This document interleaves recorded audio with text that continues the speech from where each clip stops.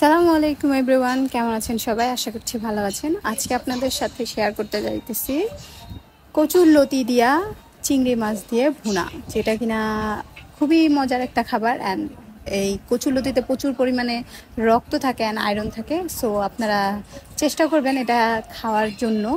তো শুরুতে যা করতে হবে, তেল দিয়ে দিতে হবে কড়াইতে, অ্যান্ড ভালো করে লতিটা ছিলা তারপর ধুয়ে রেখে দেবেন। অ্যান্ড তারপরে পেঁয়াজটা ব্রাউন কালার হয়ে আসলে আদা রসুন দিয়ে দিতে হবে। আদা রসুনটা ভাজা ভাজা করতে হবে, ভাজা ভাজা করে তারপর হলুদের গুঁড়া আর মরিচের গুঁড়া দিয়ে দিতে হবে।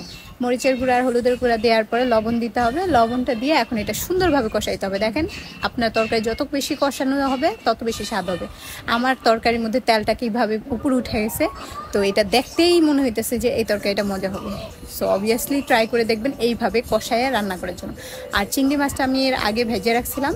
তো আপনারা যদি চান যে একসাথেই করবেন, তাহলে যখন পেঁয়াজটা ব্রাউন কালার হয়ে আসবে তার একটু আগে চিংড়ি মাছটা দিয়ে দিবেন। তাহলে আপনার পেঁয়াজের সাথে সাথে আপনার চিংড়িটাও ভাজা হয়ে যাবে। তো এখন মশলাটা কষানো হয়ে যাচ্ছে, আর চিংড়িটার সাথেও মশলাটা কষানো হয়ে গেছে।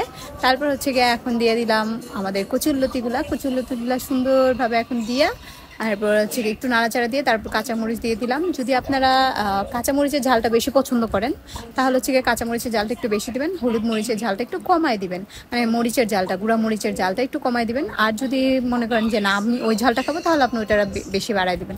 তারপর এটা সুন্দরভাবে কষাইতে হবে। আমি হালকা পরিমাণে অল্প একটু পরিমাণে পানি দিছি, তাতেই হয়ে গেছে। আর লতি থেকেও কিছুটা পানি উঠবো, তো সেটার সাথে সাথে এটা ভালোভাবে কষাইতে হবে, একদম সুন্দরভাবে কষাইতে হবে। একদম পানিটা যেন এক ফোঁটাও না থাকে, এভাবে কষাইতে হবে। সুন্দরভাবে কষাই যখন দেখবেন যে পানিটা নাই, পানিটা পুরো শুকায় গেছে, তারপর ঝোলের জন্য মানে পুরোপুরি সিদ্ধ হওয়ার জন্য আরেকটু পরিমাণে পানি দিয়ে দিবেন। আমার কচুরলতিটা খুবই ভালো ছিল, এই জন্য আমার বেশি পরিমাণে পানি লাগে না। নর্মালি আপনারা যদি কচুরলতিটা অনেক পরিমাণে নরম করে খাইতে চান, তাহলে পানি বেশি দিতে হবে। আর যেহেতু আমি অত নরম নরম গলা গলা লতি আমাদের পছন্দ না, তাই আমরা খুব কম পরিমাণে পানি দিছি। অ্যান্ড লবণটা শেষমেশ চেক করে নিয়ে আর একটু লবণ দিয়ে দিলাম। তারপর যেহেতু আমার কচুরলতিটা 80% সিদ্ধ হয়ে গেছে, এই জন্য আমি ঢাকি নাই। আপনাদেরটা যদি সিদ্ধ না হয় তাহলে ঢেকে দিবেন কিছুক্ষণ। তারপর দেখেন আমার তেলটা যে উঠে গেছে আমার লতির মধ্যে, সেটা বুঝাই যাইতেছে। এই পর্যায়ে আমার লতি কিন্তু রান্না শেষ, আমি নামাই ফেলছি।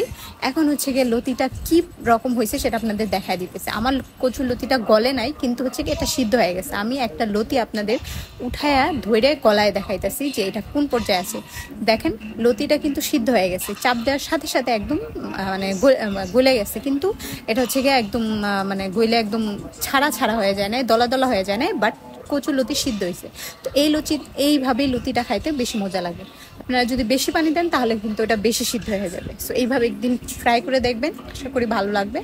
অ্যান্ড কচুর লতির সাথে চিংড়িটা বেস্ট কম্বিনেশন। তো আজ এই পর্যন্তই, দেখাবেন নেক্সট ভিডিওতে। টিল দেন, আল্লাহ হাফেজ।